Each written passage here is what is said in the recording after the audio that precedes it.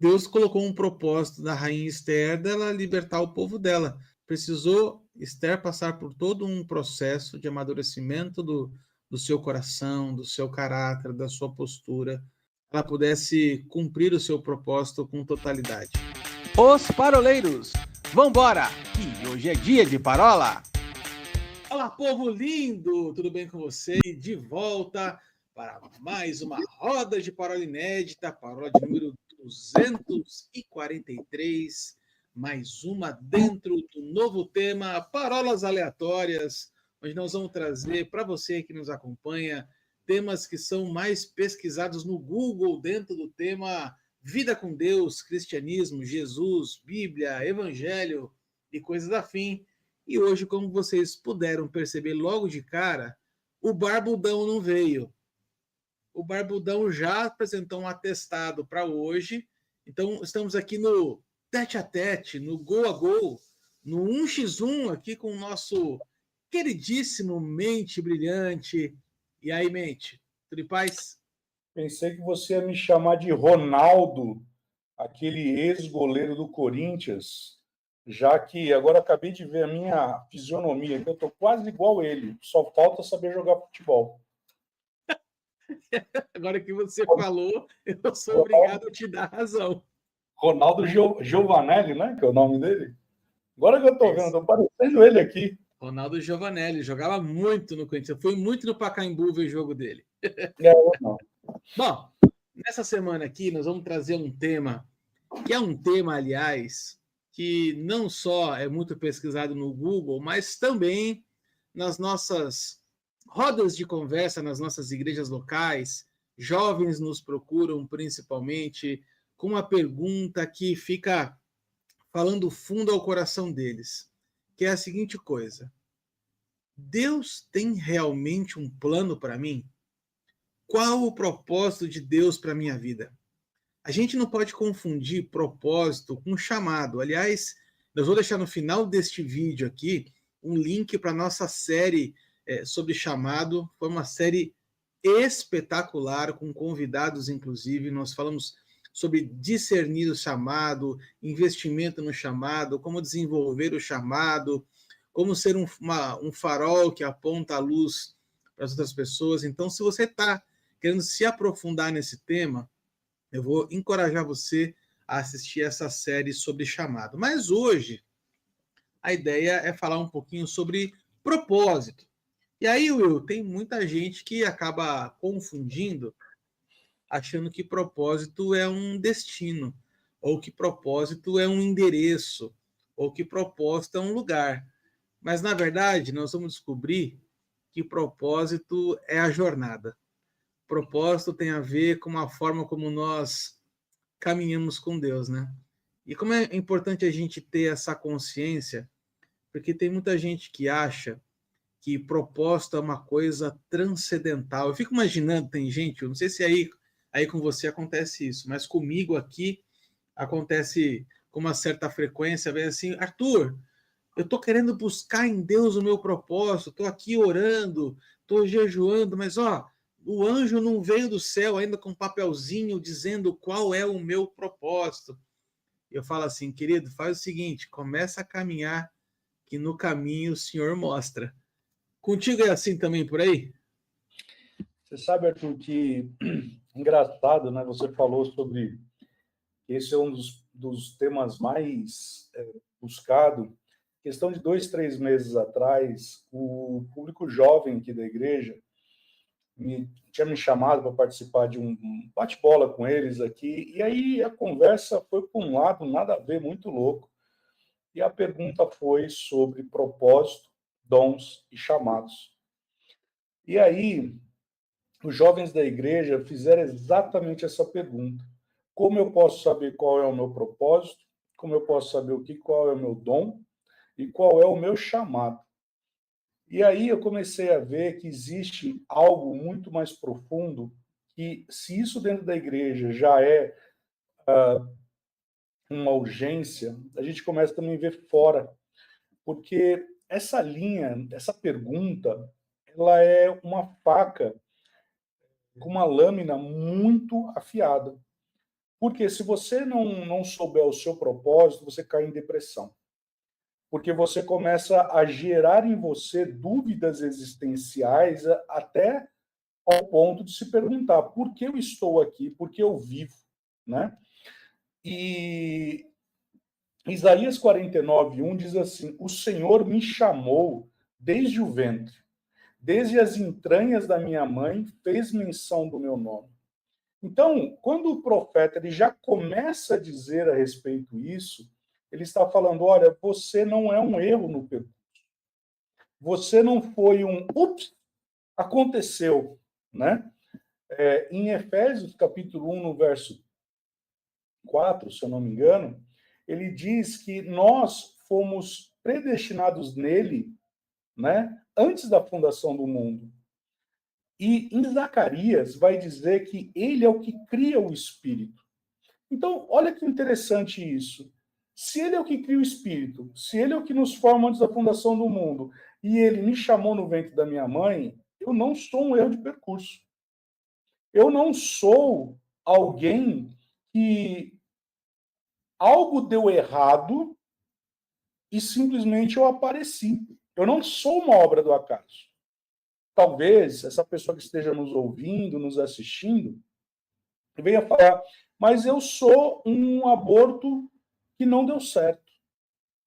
E nesse tempo aqui, Arthur, eu tenho experimentado de algo tão tremendo, porque uma jovem da nossa igreja virou outro dia para a Carol e falou assim, eu quero ir na casa de vocês. E veio aqui ela e a mãe dela. Ela estava com dúvida profissional, né, que ela quer ir para o lado do direito, tal. E do nada na mesa, Arthur, as duas começaram a brincar um negócio que eu fiquei constrangido. Porque ela vira para mim e fala assim, dá um tapa nas costas da mãe. Fala, você sabia que ela tentou me abortar? Arthur, ficou um clima na minha sala. Imagina. Eu falei, cara, é piada, né? Tipo, a mãe falou assim, não, é verdade. Quando ela engravidou, eu punha a mão na barriga e fala, Deus, leva ela embora, eu não a quero. E hoje elas são as duas melhores amigas e elas fazem piada disso. E eu virei e falei assim, mas como que você conseguiu? Ela falou assim, um dia Deus falou para minha mãe que eu seria um propósito muito grande na vida dela. E minha mãe, a partir daquele momento, passou a me amar. Então, veja, aquilo que era maldição se tornou bênção. E por que eu falo maldição se tornou bênção? Não que a gravidez seja uma maldição, mas na cabeça dessa mãe, que não queria a gravidez, aquilo era uma maldição. Mas bastou essa mãe, ela entender o amor de Deus, ela simplesmente abraçou aquela gravidez. Hoje, justo agora, meia hora antes da gente gravar aqui, a menina me chamou e falou assim, olha, podemos fazer aquele grupo de WhatsApp para a gente orar por um propósito? Eu, você, minha mãe? Veja, ela entendeu que ela não é um erro de percurso. E isso, Arthur, muda completamente a nossa mentalidade, porque, como disse certa vez Blaise Pascal, só existe uma pessoa que é capaz de preencher o vazio do nosso coração, o próprio Deus.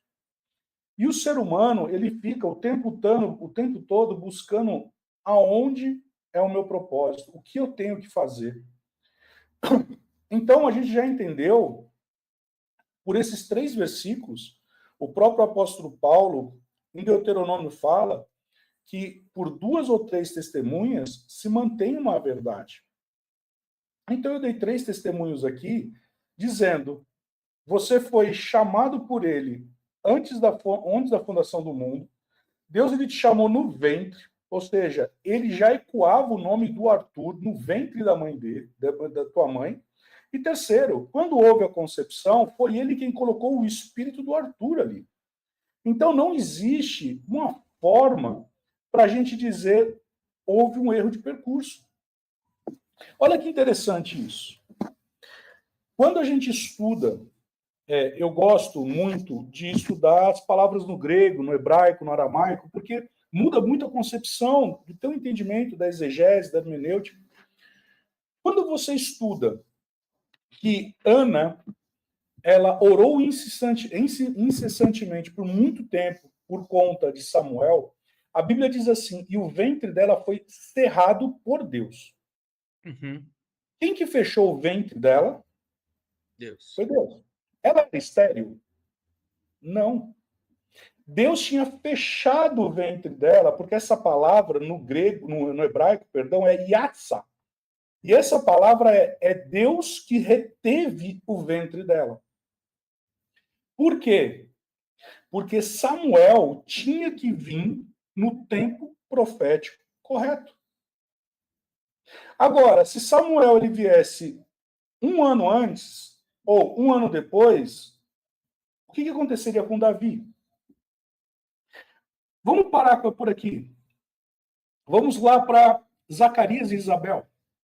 A Bíblia diz que Zacarias e Isabel oravam, e eu achei fantástico. Eu preguei ontem no raio, no CDP, e veio essa inspiração para mim, que foi muito interessante. Eles oravam incessantemente para ter João Batista.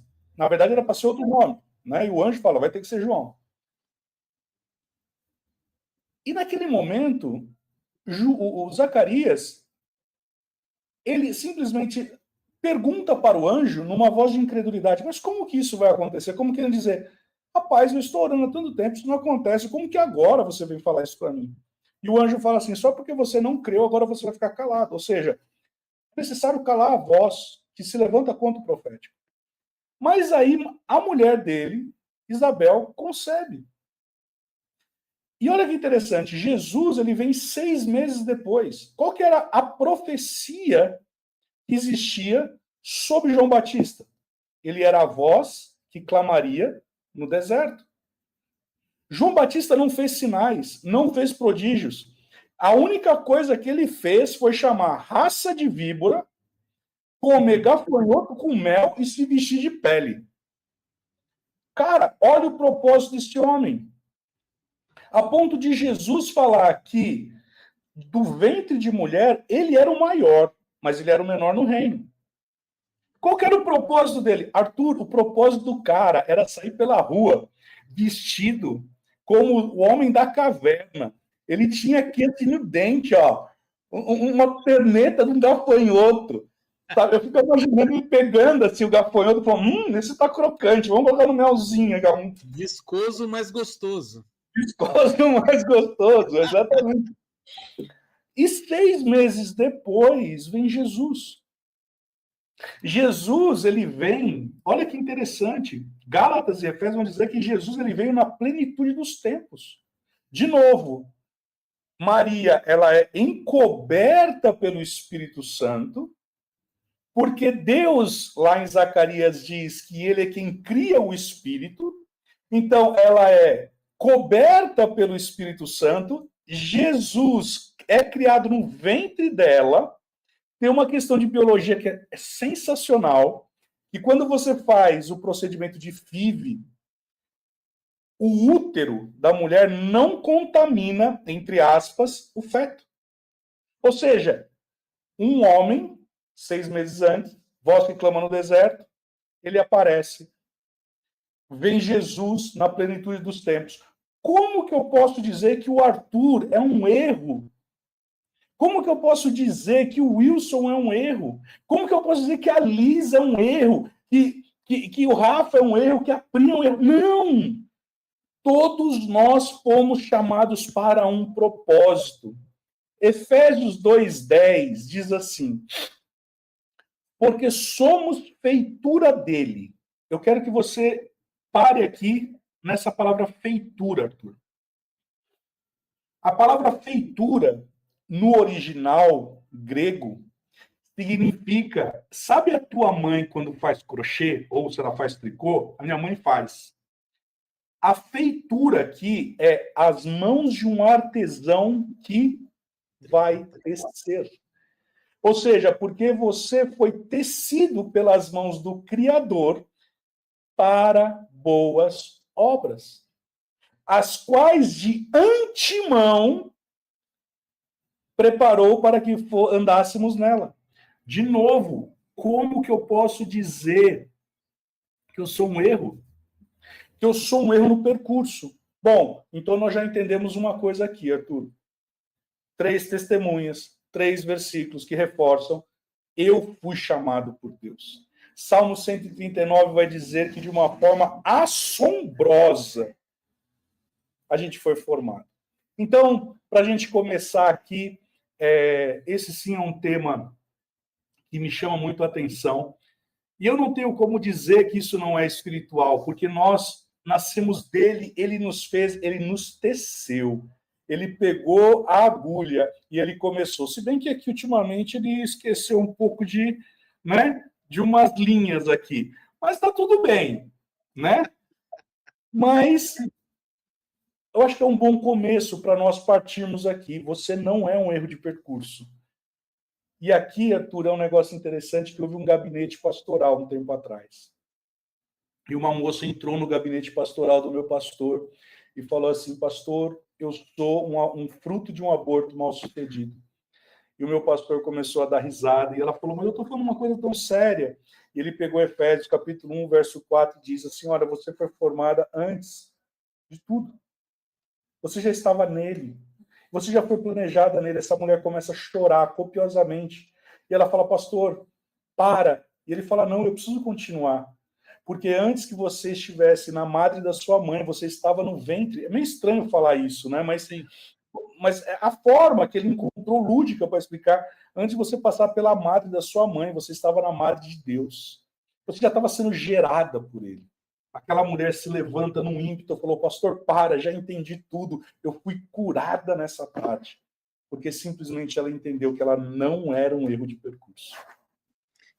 Isso é maravilhoso, né? Porque a gente vai percebendo que quando a gente fala a respeito de propósito, a gente não tem como desassociar isso do assunto de identidade. Agora, uma coisa que é legal da gente estar ressaltando é que quando a gente fala a respeito de identidade, de propósito, eu vejo que talvez muitas pessoas estejam fazendo as perguntas erradas. Por que eu estou falando perguntas erradas?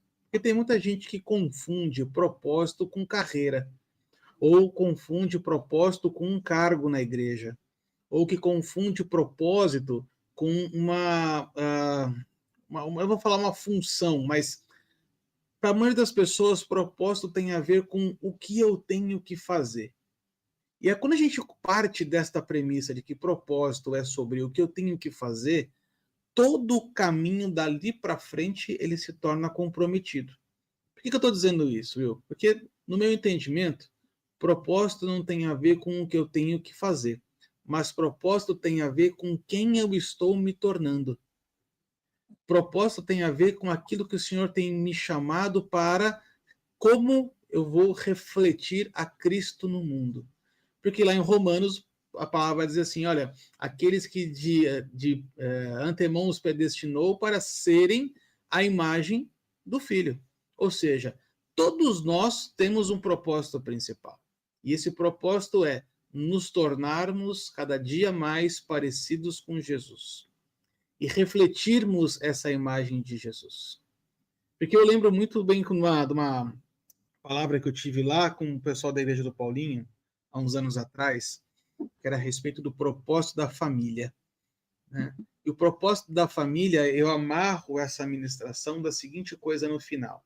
Se Gênesis diz que nós somos feituras de Deus, né, como você disse em Efésios, mas em Gênesis diz que nós somos criados à imagem e semelhança dele. E logo de seguida que nós somos criados à imagem e semelhança de Deus, Deus dá uma ordenança a Adão e Eva, dizendo assim: crescei e multiplicai-vos. Ele, em outras palavras, estava dizendo a seguinte coisa: levem a minha imagem a todos os cantos do mundo. Levem a minha imagem e semelhança por onde vocês passarem. Então, a gente quer, de uma certa forma, e eu acredito que essa palavra vai ser um divisor de águas para muita gente, a gente quer usar um termo que faz tempo que você não usa, que é quebrar a vaca sagrada, de dizer por uma vez por todas que propósito não tem a ver com performance. Propósito não tem a ver com cargo na igreja. Propósito não tem a ver com qual ministério você exerce. mas sim com quem Deus está fazendo você se tornar. No processo, quem você está se tornando. Quantas pessoas você tem levado ao longo da sua vida para se tornarem também parecidas com Cristo? Eu acho que aqui está a grande sacada. Quando a gente para de pensar no o que fazer, mas começamos a meditar sobre o porquê fazer, eu acho que aqui a gente tem uma mudança significativa. Porque o porquê traz para a gente quais são as motivações. O porquê traz para a gente o combustível que faz nós fazermos o que fazermos, sermos quem nós somos, são os porquês, né? Eu sempre brinco com os homens aqui, quando eu estou ministrando com os homens, que a gente não acorda de manhã cedo para trabalhar para pagar boleto. A gente acorda de manhã cedo para trabalhar por causa daquele que está dormindo no quarto do lado. A gente acorda de manhã para trabalhar porque tem uma pessoa do nosso lado dormindo na cama que precisa da gente. Então, o porquê, ele é mais importante que o quê. E aí a gente precisa entender que muitas pessoas estão sendo, eu vou usar um termo, quem sabe, pesado aqui, mas estão sendo enganadas por uma linguagem, uma roupagem coach do evangelho. E aqui o coach me preocupa, porque o coach todo ele é voltado para resultado, ele é voltado para performance, e vou além disso. O coach ele é voltado para o resultado individual. Então, quando a gente tem muito cuidado, quando você fala assim, eu quero entender qual é o propósito para mim, eu entendo que automaticamente você se coloca no centro do palco e fala tudo em volta orbita ou coopera para aquilo que eu tenho que fazer. E muitas vezes a gente se esquece que nós somos um corpo, nós somos mais do que um indivíduo. E que necessariamente o nosso propósito, assim como os dons do Espírito, assim como os chamados ministeriais, eles necessariamente eles apontam para o outro. Eu gosto de uma fala do Paulinho, encerro essa minha primeira fala aqui, Will, quando o Paulinho fala a seguinte coisa: se todas as suas orações Deus dissesse sim, o mundo estaria melhor? As pessoas à sua volta estariam melhores? E aí eu pego esta fala e trago isso para o contexto de propósito. E eu trago o seguinte questionamento. Se hoje você descobrisse, neste momento, qual é o seu propósito, o mundo à sua volta estaria melhor? Sua família estaria melhor? Sua igreja estaria melhor? Porque se você chegar à conclusão que nenhum desses três ambientes estaria melhor a partir do momento em que você exerce o seu propósito, alguma coisa eu acho que está errado, Will. Mas olha só, é bem delicada essa tua fala, porque vamos pegar o caso de Davi, né? Eu estava estudando hoje a parte da soberania de Deus sobre a Rota da Fé, né? Eu chamei a ministração de Rota da Fé. Legal. Porque quando você vai meditar a respeito da soberania de Deus, a soberania de Deus ela vai trazer o propósito, o conselho, o desígnio, que está lá em Isaías 46:10. A questão é se você vai estar ou não nesse propósito, segundo, ou no seu conselho, ou no seu desígnio, segundo o seu próprio livre-arbítrio. De fato, o meu propósito ele tem que estar interligado com o seu propósito, porque esse é o corpo. A tal ponto que lá em 1 Coríntios capítulo 12, o próprio apóstolo Paulo fala que é dado mais honra ao menor dos órgãos do que ao maior, né? Se você parar para pensar, o maior órgão do nosso corpo é a pele. Ou seja, a nossa pele não vale nada perto do menor órgão, que eu não sei qual que é o menor órgão. Mas o menor órgão ele tem que estar interagindo com tudo. E dentro desse viés, Deus ele traz para nós também uma meritocracia, porque nós vamos estar diante do tribunal de Cristo. Então, o meu propósito ele tem que estar, sim, atrelado ao tribunal de Cristo, que eu vou receber galardão. Agora, o próprio apóstolo Paulo, se eu não me engano, em 1 Coríntios 3, se eu não me engano, ele vai dizer da seguinte forma: mas eu vou tacar fogo para ver se aquilo que você fez ele vai permanecer. Se ele foi ouro, se ele foi prata, se ele foi bronze, ou se ele foi palha, se ele foi madeira. Então, assim, o que eu fiz com aquilo que eu recebi da parte do Senhor? Bom, então quando nós estamos falando de propósito, o meu propósito ele tem que ser aquilo que está lá em Efésios 2:10, ou seja, boas obras. Quando nós não somos salvos pelas obras, mas porque nós fomos salvos, agora eu pratico boas obras.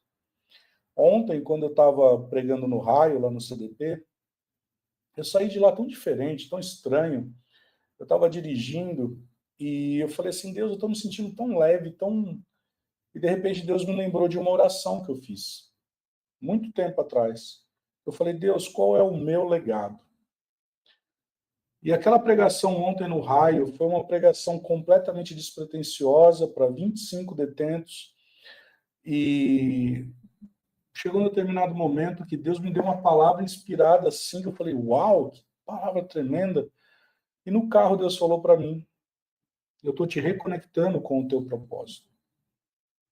Ou seja, a partir do momento que eu perguntava para Deus onde estava o meu legado, ele me reconectou ao meu propósito. Então, qual é o meu propósito? Meu propósito, o teu propósito, ele está num corpo para toda boa obra. Agora, de fato, e aí, outro dia eu tive que dar uma chamada num irmão, porque ele me ligou reclamando de um evangelismo que ele foi fazer e ele começou por muito defeito. As pessoas que estavam lá junto. E na hora eu usei do seguinte argumento. Eu falei, irmão, talvez você tenha que ser mais Barnabé e menos Paulo com João Marcos. Porque depois João Marcos é chamado por Paulo e Paulo reconhece, o velho Paulo reconhece que João Marcos lhe era útil. Quando nós estamos falando de propósito, o meu propósito ele tem que ter uma significação em relação ao corpo de Cristo, porque nós somos chamados para boas obras. Agora, eu tenho que saber exatamente onde eu vou me encaixar em tudo isso.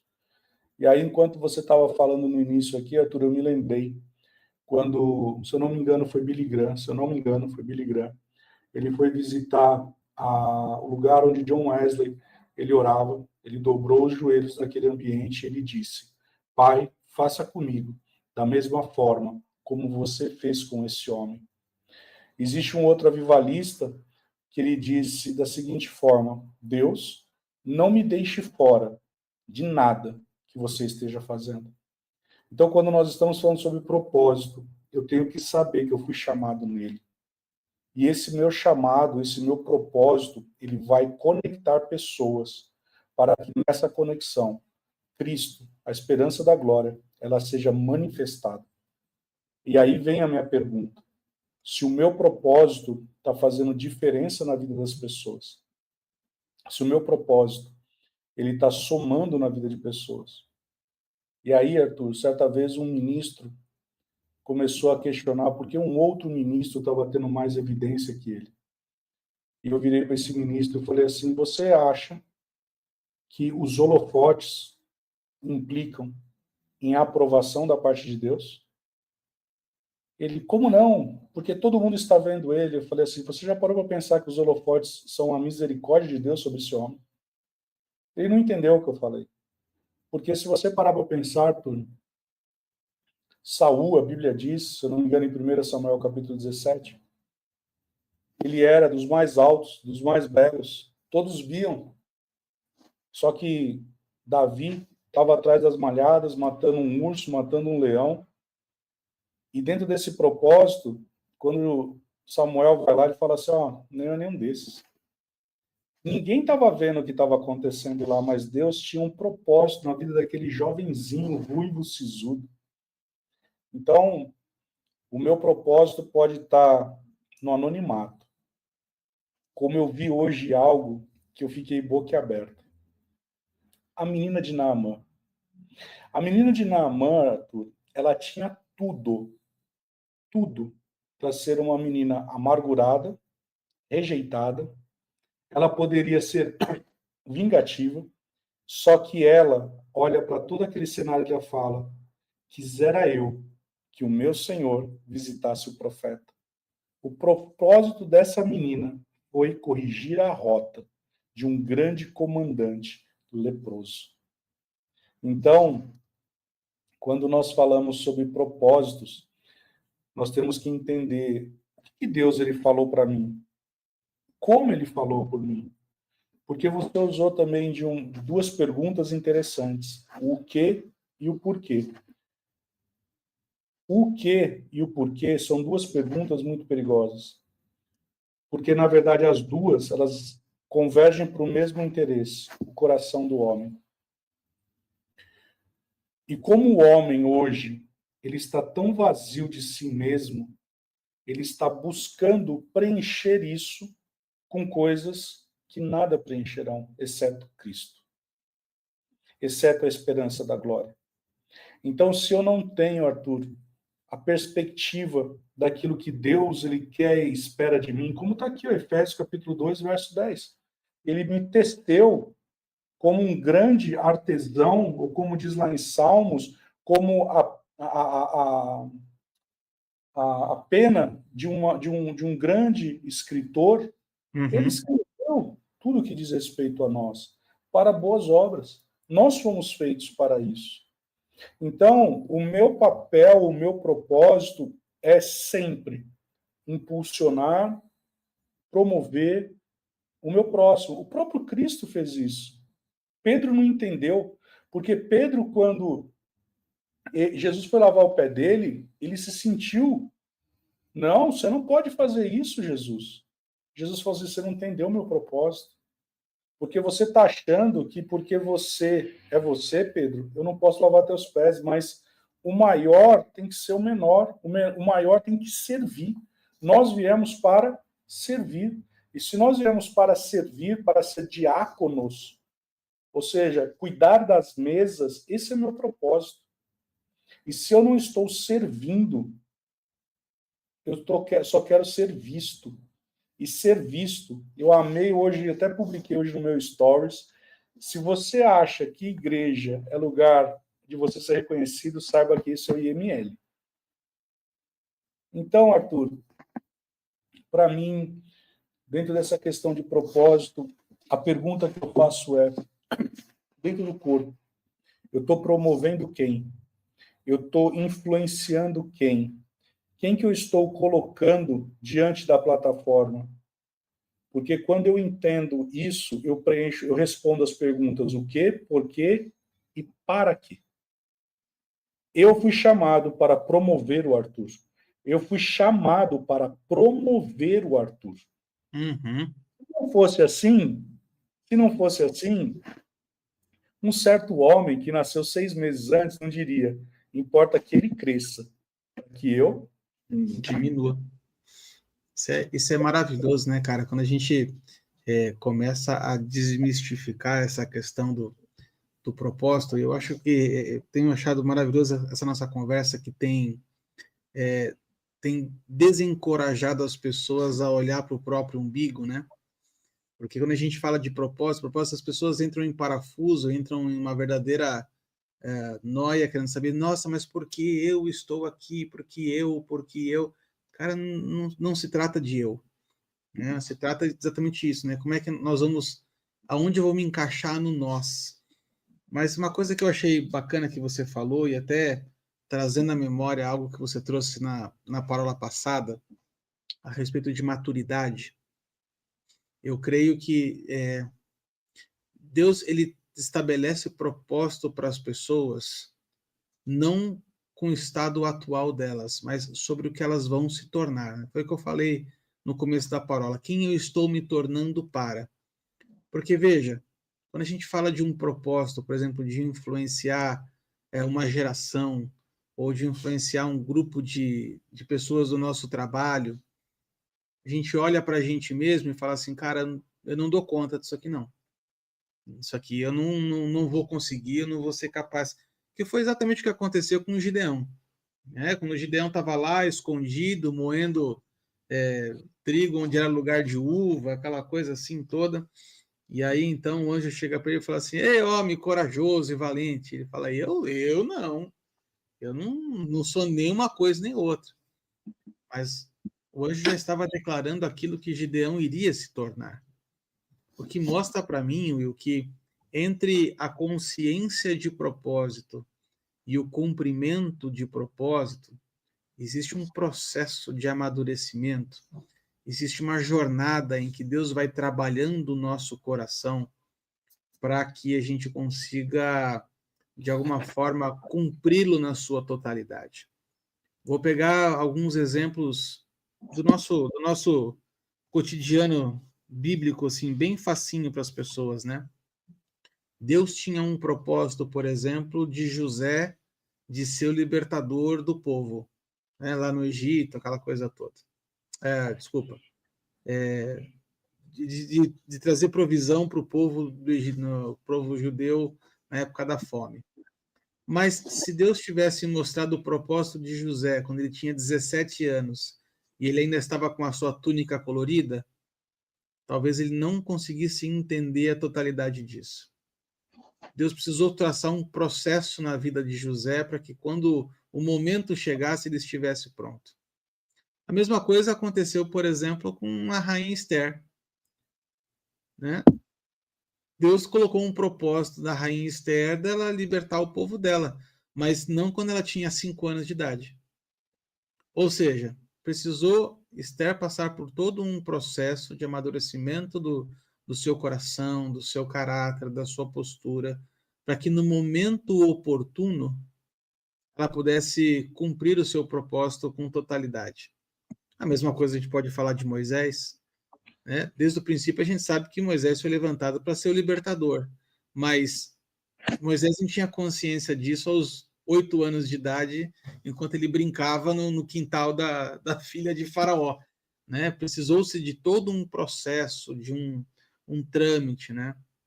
O que dá para mim a sensação e o propósito ele não é um prêmio que a gente conquista, mas é um processo que a gente atravessa, né? E no meio dele, Deus vai formando o nosso coração, para que quando chegue no momento certo, a gente esteja apto. Eu penso muito nisso, no que nós estamos fazendo aqui hoje, por exemplo, né? A gente se conhece há 22 anos, né? Eu fico imaginando cá com os meus botões, se há 21 anos atrás, quando você ainda mexia na sua franja para trás, e a gente tivesse sentado na casa do Paulinho tomando tererê até as 2 da manhã, como a gente costumava fazer, e sentasse e falava assim, uau, e se a gente fizesse um podcast na internet falando sobre assuntos do reino? Talvez há 22 anos atrás a gente estaria dando risada de uma ideia como essa, né? E a gente vai percebendo que as nossas jornadas elas foram avançando, nós fomos nos tornando homens mais maduros, ministerialmente desafios foram sendo colocados diante de nós, situações adversas que nós enfrentamos, vencemos, amadurecemos, para que 22 anos depois a gente estivesse aqui numa quinta-feira, 11h15 da noite, falando a respeito de propósito para pessoas que estão do outro lado da tela, que a gente nunca vai ver o rosto, que a gente não sabe o nome. Aliás, a gente não sabe nem se essa pessoa vai assistir isso na semana que a gente gravou. Quem sabe daqui 4 anos só ela vai estar assistindo essa parola e isso vai estar mexendo no coração dela. Então, propósito, para mim, eu não vejo muito assim como uma linha de chegada, sabe? Eu vejo o propósito como um processo, é uma jornada, é uma caminhada que a gente faz um tempo com Deus, né? E nós vamos nos tornando homens e mulheres maduros a ponto de poder cumprir isso aí, sabe? Na verdade, assim, Arthur, eu não concordo, porque, assim, Acho que o propósito, ele é a finalidade, é aquilo que a razão pela qual Deus ele te fez, ele te teceu. Deus ele fez, alguém fez essa camisa para que ela fosse vestida. Eu, na minha caminhada, eu tenho visto, como por exemplo, você citou Moisés. Moisés ele já tinha um propósito, ele ia libertar o povo. O problema é, você usou uma expressão muito sábia, ele não tinha consciência. Esther, ela só foi se ligar do propósito dela quando Mordecai a chama e fala: querida, esse decreto é contra todo o povo judeu. Você é judia. Você vai se lascar também. Ou você se posiciona no teu propósito, ou você vai para água de salsicha. Mas deixa eu falar uma coisa. O propósito do Senhor, que está lá em Isaías 46:10, ele não vai ser revogado. Porque esse decreto, ele vai cair. Porque Deus assim o quis na sua soberania. Mas existe um ponto, Esther. Deus quer que seja você. Da mesma forma como aconteceu com o rei Baraque. O rei Baraque, ele buscou a profetisa deu a palavra, Deus ia dar a honra para ele. Ele fala, não, só se você for comigo. Deus, o que Deus falou através da profetisa? Negativo. Ou é com ele, ou eu vou dar essa honra a outra pessoa. Foi por uma mulher pagã, já é. Se você pegar nesse propósito, nessa forma, existe também uma romantização, e aí na caminhada eu tenho percebido isso e cito o que aconteceu com Saul. Porque Saul, a Bíblia diz que quando ele foi ungido por Samuel, ele se virou e ele não era mais o mesmo homem. Só que o coração dele se corrompeu. Quando se corrompeu? Quando ele não deu honra ao seu filho Jonatas. Quando ele ouve Jonatas vencendo uma batalha que Saul não venceu. Ou seja, eu que sou o rei não venci, o meu filho, ele venceu. Na sequência, tem a musiquinha, a famosa musiquinha do orgulho. Então, veja, a gente atribui muita coisa a Deus, dizendo porque Deus vai formando o meu coração, só que Provérbios de Salomão vai dizer assim, do que você deve guardar, guarda o teu coração, porque dele procede as fontes da vida. E se você pegar, você citou José, quando José ele recebe o sonho, ele não teve maturidade em relação ao sonho. Mas olha que interessante, os irmãos se vingam dele.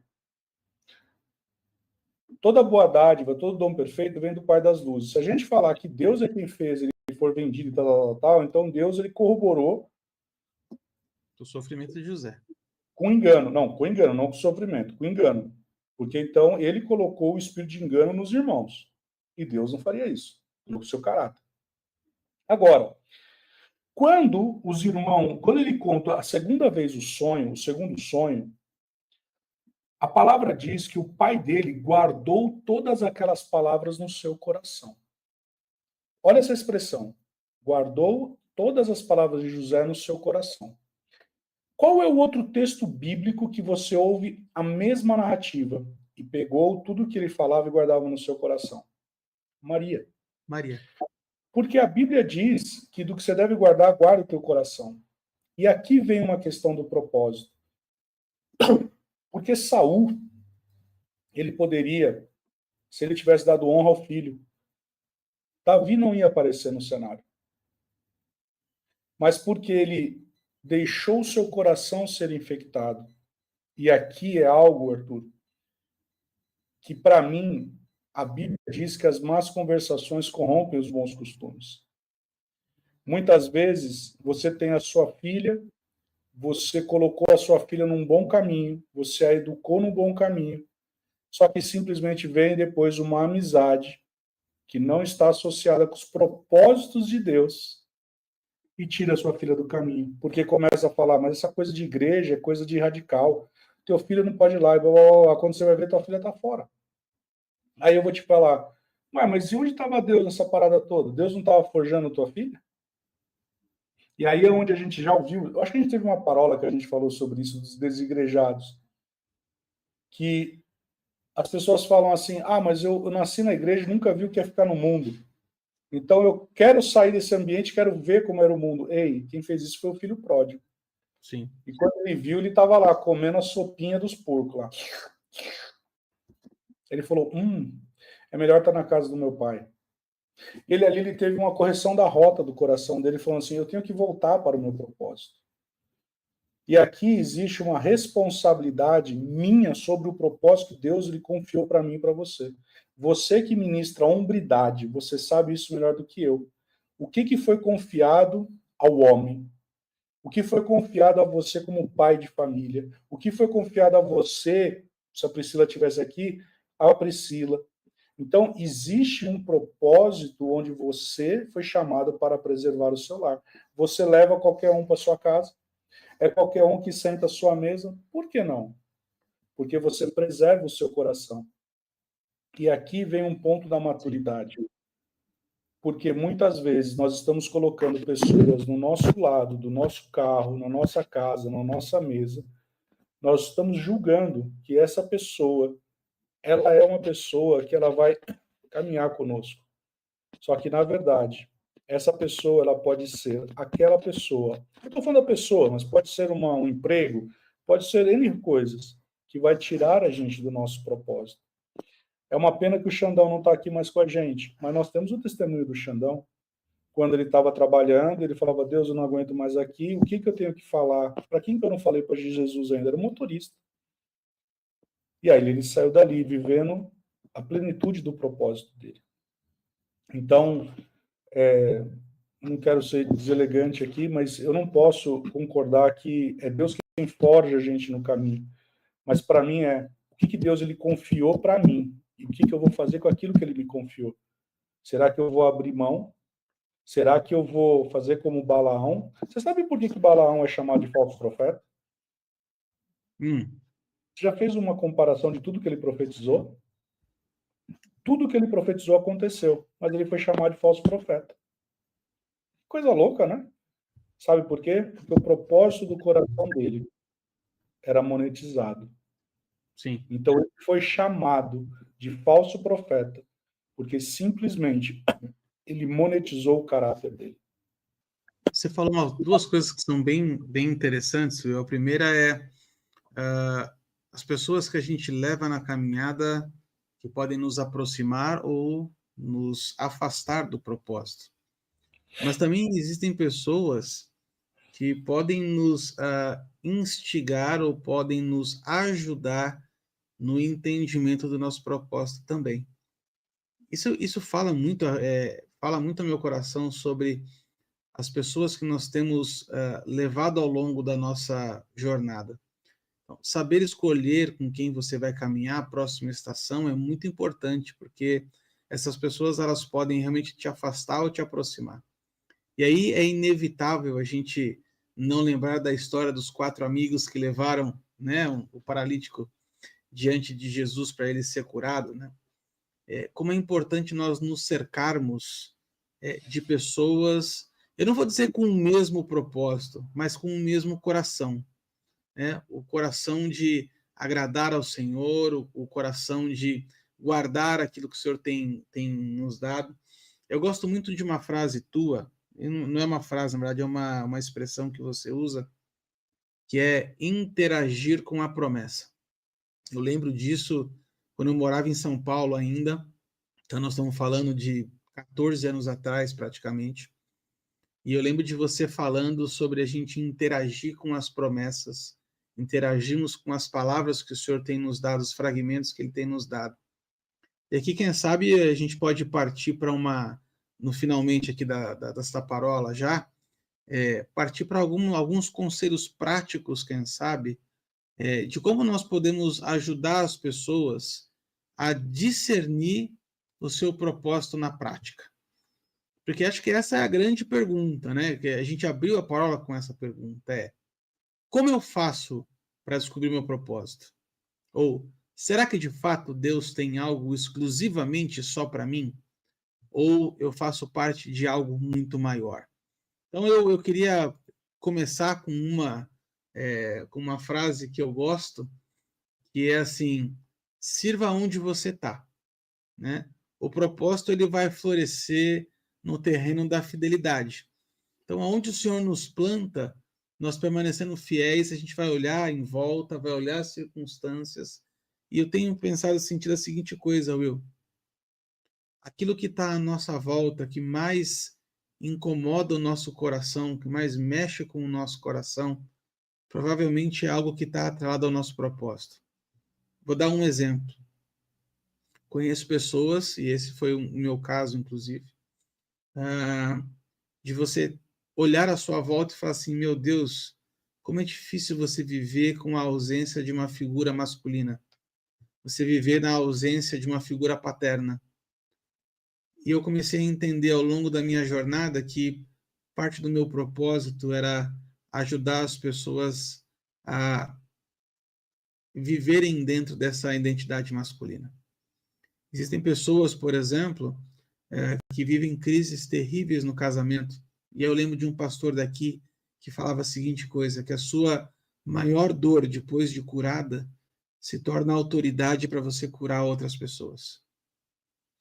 Existem dores que precisam ser curadas, existem circunstâncias das pessoas que estão nos acompanhando que precisam ser entendidas e entender que se vencendo essa batalha, vencendo essa estação, aquilo vai se tornar em ferramenta fundamental para que ele possa cumprir o seu propósito. Então, meu primeiro conselho, quem sabe, é sirva onde você está, que no caminho Deus vai mostrando a direção. Que outro conselho, Will, a gente pode dar para as pessoas aprenderem a discernir o próprio propósito? Você falou algo muito interessante aí, que Paulo fala aos Filipenses, que ele diz assim, Filipenses 4,15, e sabeis também vós, ó Filipenses, que no início do Evangelho, quando parti da Macedônia, nenhuma igreja se associou comigo, palavra associação, no tocante a dar e receber, senão unicamente vós outros. Olha que interessante. Paulo está reconhecendo que existe um princípio de associação. Ou seja, o propósito de Paulo somente avançou porque alguém se associou. Então, veja, aquela pessoa que se associar com você, ela está te promovendo, saiba que essa pessoa, ela vai ser o meio pelo qual Deus vai utilizar para ser uma plataforma de lançamento. O segundo ponto é você manter uma comunhão com Deus. Mas o mais importante, você citou, e é sempre um trava-língua para mim falar esse provérbio, que é como o ferro afia o ferro, assim o amigo... isso aí. Isso também é muito importante, porque Deus vai colocar pessoas no seu caminho, se associando com você. E aí, eu me lembro de um irmão maravilhoso que nós temos, que é o Marcão, que ele contava que no início ele não entendia a minha caminhada. Depois ele começou a entender e depois a caminhar. Porque muitas vezes Deus ele vai colocar pessoas no seu caminho para você ser lixa na vida delas, para elas serem lixa na sua vida, para que você alcance um nível de associação tão forte, de um vínculo da paz, para você cumprir esse plataforma de lançamento.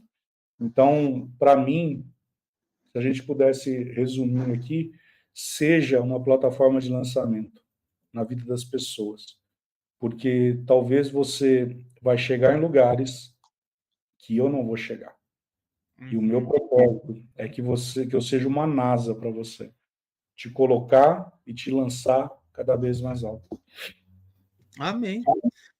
Que baita bate-papo legal hoje. Então, eu quero agradecer você que ficou conosco até agora aqui nesta parábola de número 243, dentro do tema Parábolas Aleatórias. Hoje nós falamos a respeito de propósito.